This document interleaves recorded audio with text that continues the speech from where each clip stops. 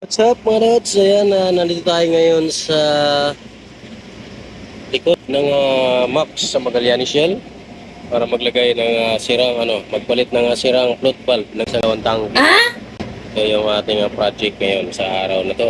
Yes! Although may natapos tayo kaninang umaga doon sa 12 humapon. So ito ngayon, lalagyan natin ng float valve. Ayan mga lods.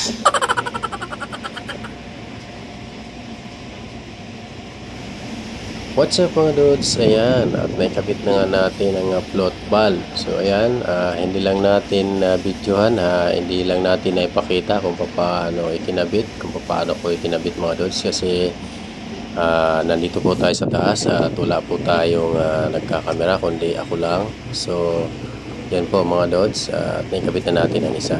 Para po sa kalaman ninyo mga dudes, ang purpose po ng float valve para pagdating ng tubig sa tangke galing sa water line, sa main water line, pag abot ng water level ng level niya, i-stop po siya kasi lulutang na yung itim na bula.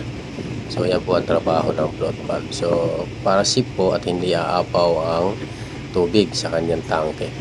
So ayan mga dods, yan po ang trabaho ng float valve.